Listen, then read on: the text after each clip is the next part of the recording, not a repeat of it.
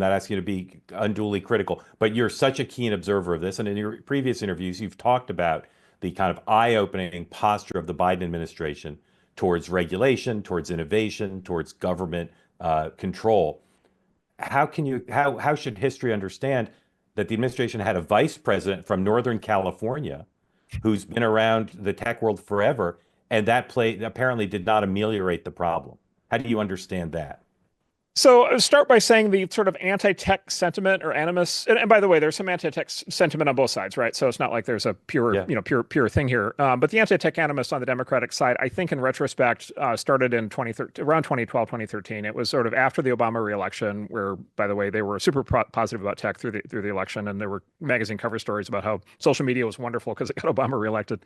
But really, the sort of left-wing anti-tech energy started to form up 2013, 2014. We started feeling it in our companies back then. You started seeing it in the press. And then, obviously the Trump nomination election catalyzed it, and, everything blew sky high with the Cambridge Analytica scandal and everything that followed. And then there was the sort of strange first Trump term from our standpoint, which is, he was kind of in charge of the government, but also a lot of arms of the government were becoming much more radicalized against tech during that period, and kind of doing things in retrospect he probably wouldn't agree with. And then to your question, like basically the Biden administration just turned out to be just much more radical than we were expecting. And, honestly, the first year and a half or 2 years, the Biden sort of term were very strange for us because just the world had gotten bizarre because of COVID and, every other crazy thing that was happening. But, but also the Biden administration just started coming at us in a much more, I would say, direct and brutal assault, meaning like coming at our companies and coming at our industry and, really trying hard to, destroy entire sectors of tech and destroy entire sort of swaths of, of what we consider to be kind of startup land.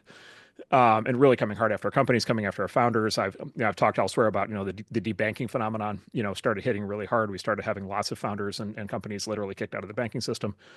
And so, the first like 2 years of that were disorienting because it was just so different than what we were used to. And it took us a while, our initial inclination was just keep our head down, hope it passes. And then it didn't pass. And then it was sort of, in our view, as our response to that was, we have to go get involved in that. And then, for the last 2 years, it was more of a fight, because we were actually in there kind of punching back, but, frankly, it wasn't going that well.